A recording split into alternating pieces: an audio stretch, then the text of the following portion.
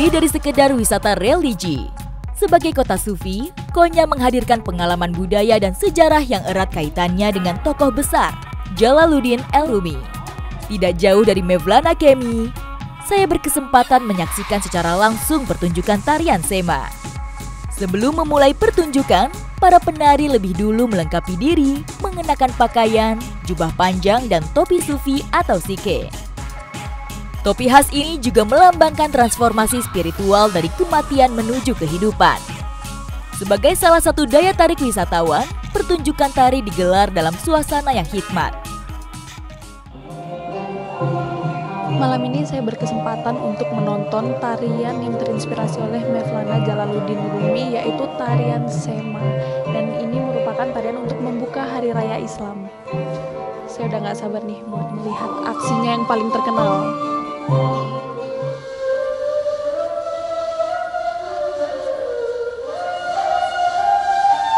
Sema Dance menjadi salah satu bentuk meditasi spiritual yang sangat terkenal.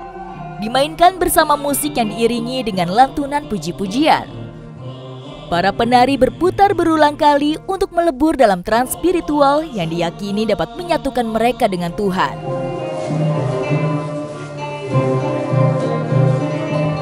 Beberapa sumber menyebutkan Jalaluddin Rumi tidak menciptakan Sema Dance, tetapi beliau memperkenalkan tarian ini sebagai bagian dari ritual Mevlevi untuk memperdalam pengalaman spiritual. Salah satu ajarannya yang terkenal adalah bahwa cinta dan pencarian Tuhan adalah inti dari kehidupan. Dan Sema menjadi alat untuk merasakan cinta Tuhan secara langsung.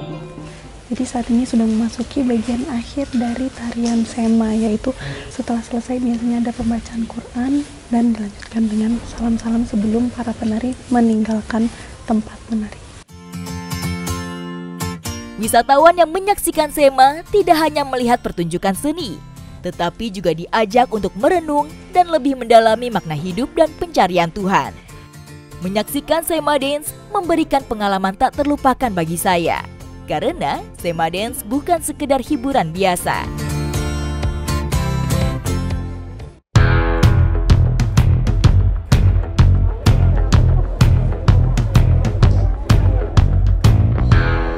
Jadi malam ini saya mengikuti rombongan untuk melakukan napak tilas ke jalur Mevlana menyebarkan sufi. Dan kegiatan ini hanya dilakukan seminggu sekali di bulan Ramadan.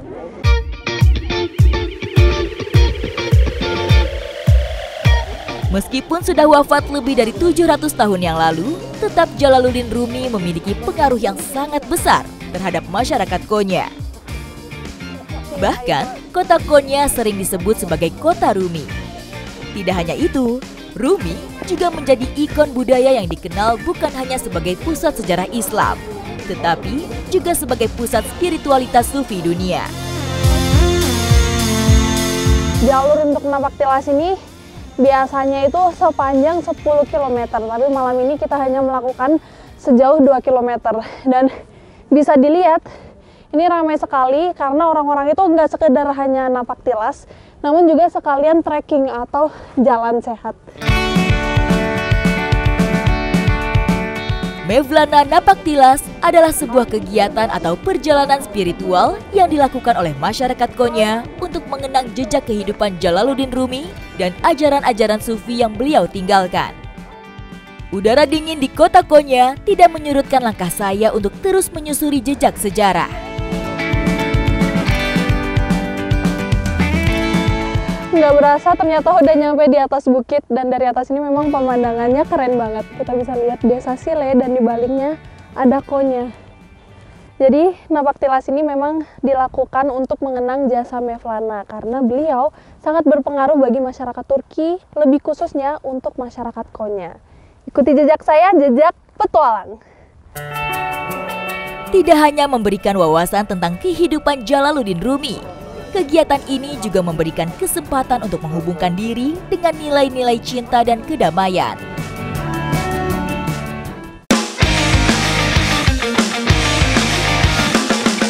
Di sini, seni meditasi spiritual sufi kian berkembang. Perkembangan sufi yang pesat banyak didukung oleh sosok penyair dan pendakwah terkenal di Konya, yaitu Mevlana Jalaluddin Al-Rumi. Saya penasaran bagaimana awal mula perjuangan Mevlana saat itu.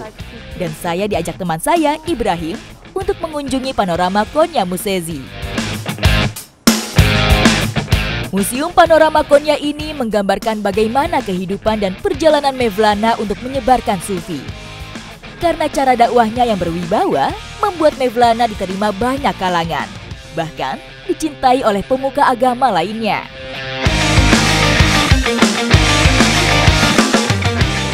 Ada lukisan dan ini menggambarkan bagaimana tarian sufi atau sema itu pertama kali terjadi. Jadi kejadiannya itu hanya seperti di pinggir jalan biasa dan ada orang yang memang lagi menempa piring-piring besi dan mendengarkan suara itu secara langsung dia langsung melakukan tarian sema, dan pada saat itu ada satu orang pemilik dari tokonya itu datang mengikuti dia dan menikmati aja. Jadi di sini dikasih tahu ini bahkan ada suara-suaranya juga dari tempahan piring besinya.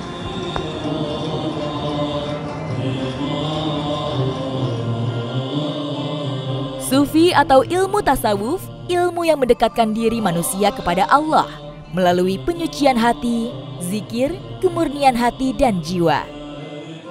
Mendengar bahwa Mevlana sangat dicintai banyak orang, saya tidak heran kalau banyak orang yang sangat ingin menjadi murid beliau. Bahkan setelah Mevlana wafat pun, ajaran sufi masih terus bertahan. Hingga berdirilah 140 madrasah di seluruh dunia yang mempelajari ilmu sufi. Banyak dari madrasah ini telah menjadi museum, dan ini adalah salah satu museum yang akan saya kunjungi, yaitu Museum Mevlana.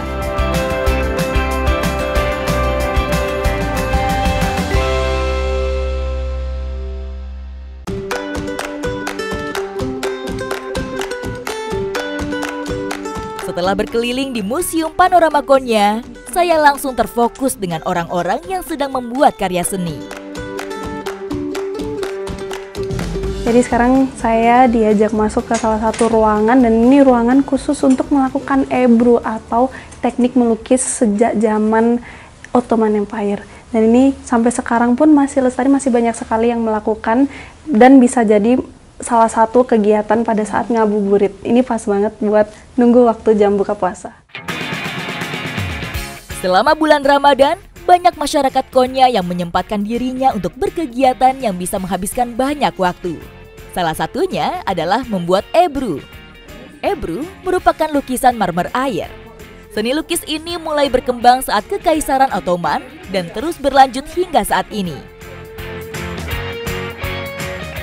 Untuk membuat ebru dibutuhkan imajinasi dan fokus yang sangat tinggi. Karena media pertama yang dipakai adalah media air yang sangat mudah memecah warna. Terlihat mudah, saya pun penasaran ingin mencobanya.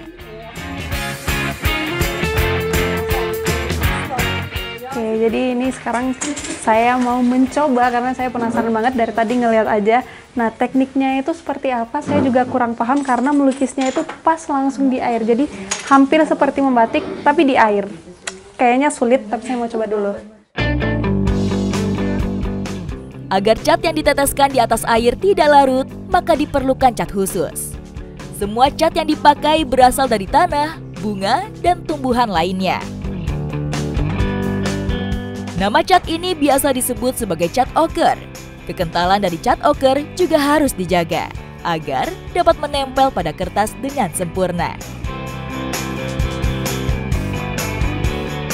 Ini saya lagi diajarin teknik-tekniknya. Ini melukis tapi bukan pakai kuas ya. Ini semacam jarum gitu. Nah, not deep. Just light it to the water like this. Penggunaan kuas khusus seperti ini sedikit mempermudah saya untuk membentuk lukisan yang saya mau. Lukisan ebru sangat identik dengan tarikan-tarikan alami seperti motif marmer, ditambah dengan gradasi warna yang menambah kecantikan dari lukisan ini.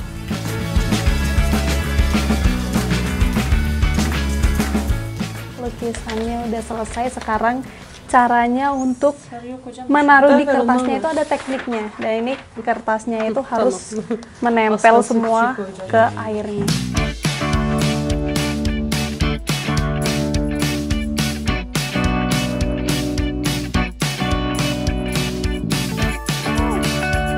Jadi ini dia hasil lukisan saya ini untuk pertama kali. It's not bad, right? Tapi memang sangat jago ya, saya diajarin langsung sama ahlinya. Nah ini karena masih basah, jadi harus dikeringin dulu di ujung situ tempatnya. Setelah selesai, saya masih harus menunggu sekitar 15-30 menit sampai lukisan saya benar-benar kering.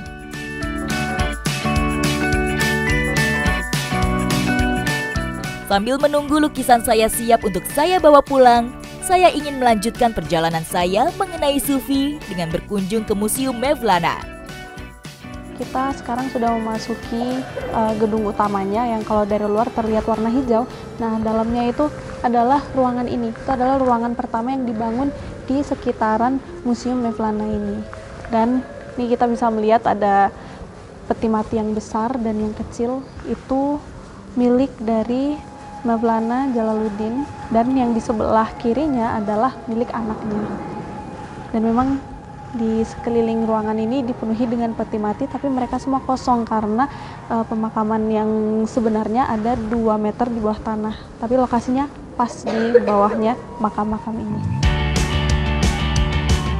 Tidak hanya museum, di sini juga pengunjung bisa melakukan ibadah sholat karena terdapat masjid yang cukup nyaman. Museum Mevlana, museum yang juga menjadi tempat peristirahatan terakhir dari sang Sufi, Mevlana Jalaluddin El-Rumi. Museum yang didirikan pada tahun 1954 ini tiap tahunnya dikunjungi lebih dari 1 juta peziarah.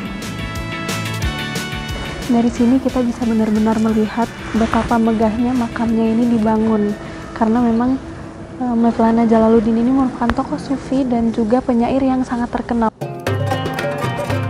Semerbak memori mengenai Mevlana tersebar di dalam ruangan ini.